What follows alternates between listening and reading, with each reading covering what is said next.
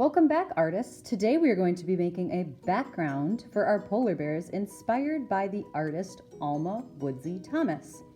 Now, Alma Thomas uses a lot of patterns and broken lines or dashed lines in her artwork. That's what we are going to be using today. Now, I've noticed that I don't have a paintbrush anywhere in here. That's because today we're using our fingers.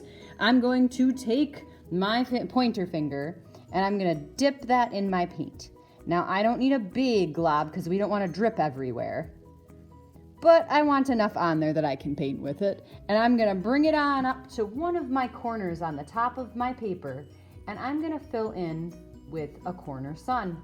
Now, I'm noticing as I'm spreading this around, if I'm noticing it's not spreading very good, maybe I need to come back and I need to dip and add some more. I'm gonna spread my paint with my finger all the way to the edge of my paper. I don't want any of that blue showing on the edge, but notice how I'm going slow so I get a nice, even curved line. I don't want bumpy edges.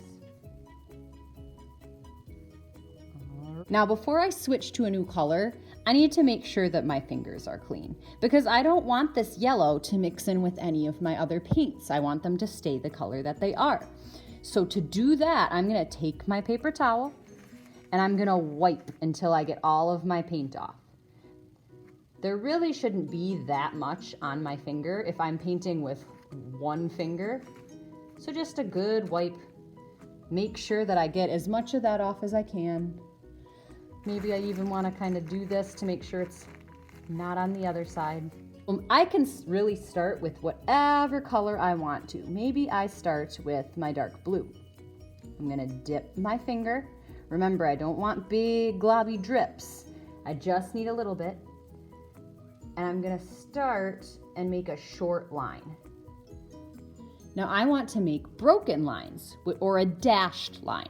So I don't want one big line that goes all the way through. I'm gonna stop, pick up my finger, and then make another short line and pick up my finger.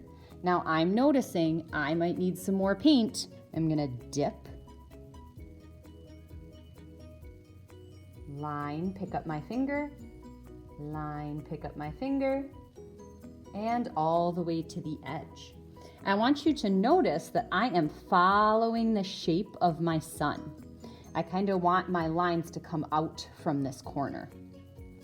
Now, I could probably stick with that color, but if I'm gonna do that, I need to leave space for my other color. See, on this one, there is light blue and white in between my dark blues. So I'm gonna leave a little bit of space for that. I'm gonna come down here and I'm gonna add my blues. That way, I don't need to wash off my finger. I can just dip again. Short line, short line. Ooh, that one there didn't really turn into a line, so I'm gonna add some more paint.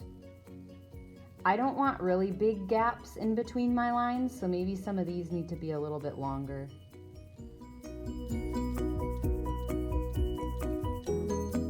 I kept going with my dark blue all the way to the corner of my paper.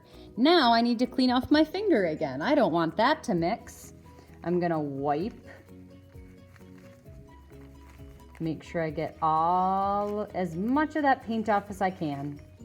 I might have a little bit left over, but it's mostly dry paint. Notice I don't have paint all over my hands. Really, it's just on maybe one. I got a little bit on 2 fingers. There shouldn't be paint all over your hands. Now I can go to my next color, my light blue. I'm gonna dip in here. And now I need to think about my pattern. So I did dark blue. I'm gonna do light blue, dark blue, light blue, dark blue, light blue. A pattern is something that repeats. So I'm gonna fill in between with my light blue.